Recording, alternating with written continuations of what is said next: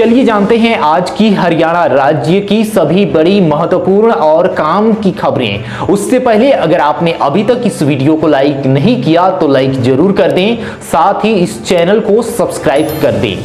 तो चलिए शुरुआत करते हैं आज की पहली बड़ी खबर के साथ। हरियाणा सरकार ने क्लास 4 कर्मचारियों को बड़ी राहत देते हुए गेहूं खरीदने के लिए 27,000 रुपये का ब्याज मुक्त एडवांस देने की घोषणा की है। यह सुविधा नियमित और अस्थायी दोनों तरह के कर्मचारियों के लिए उपलब्ध है। इच्छुक कर्मचारी इसके लिए 7 मई 2026 तक आवेदन कर सकते हैं। नियम के अनुसार यदि पति पत्नी दोनों सरकारी सेवा में हैं तो लाभ किसी एक को ही मिलेगा। इस राशि की वसूली आसान मासिक किस्तों में की जाएगी, जिसे मार्च 2027 तक पूरा करना होगा।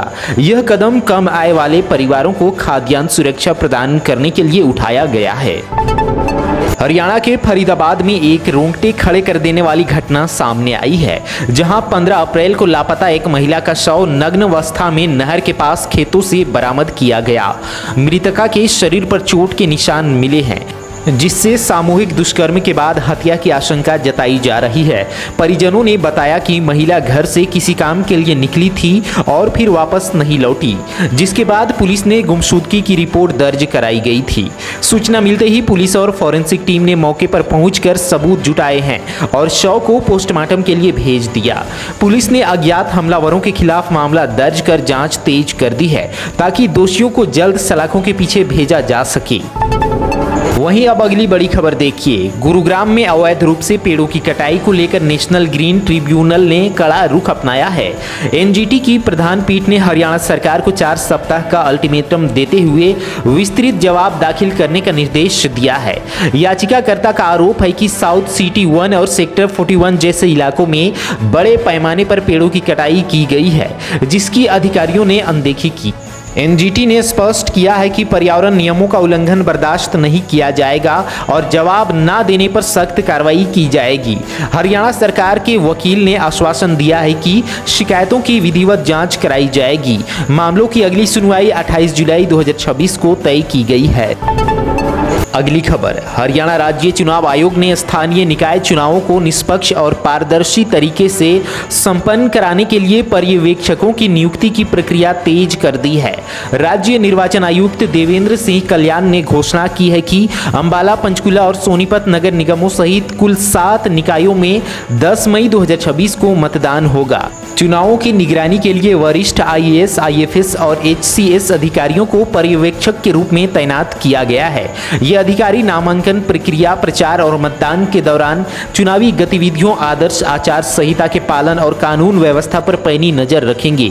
आयोग ने स्पष्ट किया है कि किसी भी अधिकारी को उनके गृह जिले या वर्तमान तैनाती वाले स्थान पर पर्यवेक्षक नहीं बनाया जाएगा।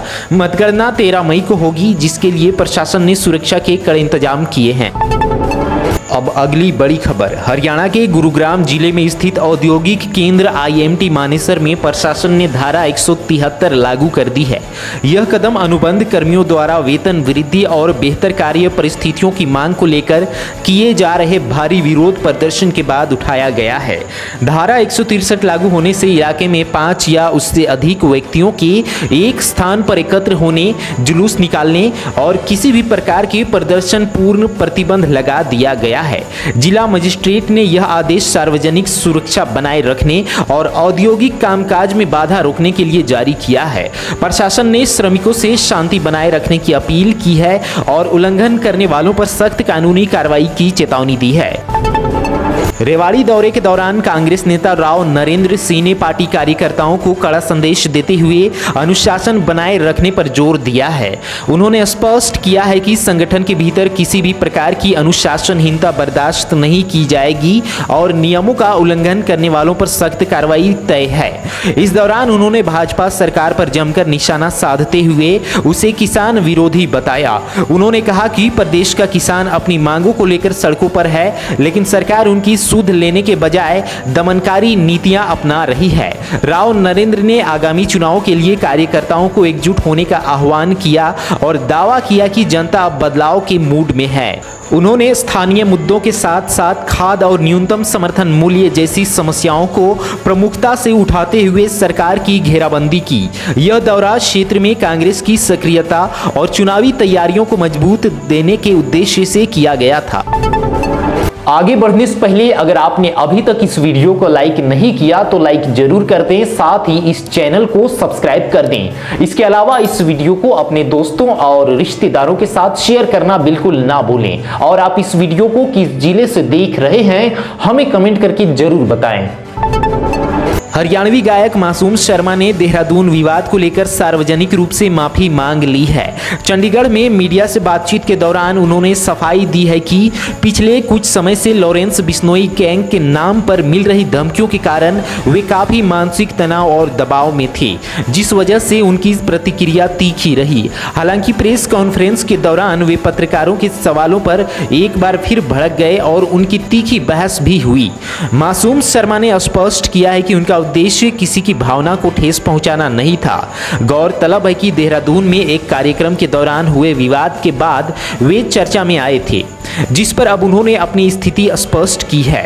उन्होंने अपनी सुरक्षा को लेकर भी चिंता जताई और पुलिस प्रशासन से सहयोग की अपील की है। अंबाला में नेशनल हाईवे 115D के किनारे पाकिस्तानी जासूसी नेटवर्क से जुड़े संदिग्ध कैमरे मिलने से हड़कंप मच गया है। रिपोर्ट के अनुसार हाईवे के रणनीतिक स्थानों पर सौर ऊर्जा के चलने वाले ये हाईटेक कैमरे लगे पाए गए हैं, जिनके तार पाकिस्तानी जासूसी एजेंसी ISI से जुड़े होने का संदेह है। इस गंभीर सुरक्षा चूक को देखते हुए पुलिस ने देश की सुरक्षा को खतरे में डालने और जासूसी की धाराओं के तहत मामला दर्ज कर लिया है। हाल ही में दिल्ली पुलिस की स्पेशल सेल ने भी एक ऐसी ही मॉड्यूल का भंडाफोड़ किया था, जो पंजाब और राजस्थान के साथ साथ हरियाणा के बॉर्डर इलाके में एक तरह का नेटवर्क फैला रहा था। जांच टीमें अब यह पता लगाने में जुटी है कि ये कैमरे कब लगाए गए और इनके पीछे किन स्थानीय मददगारों का हाथ है।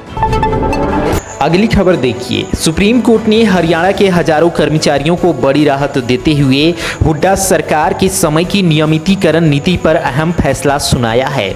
शीर्ष अदालत ने आदेश दिया है कि साल 2024 में पक्के किए गए कच्चे कर्मचारियों को अब नौकरी से नहीं हटाया जाएगा।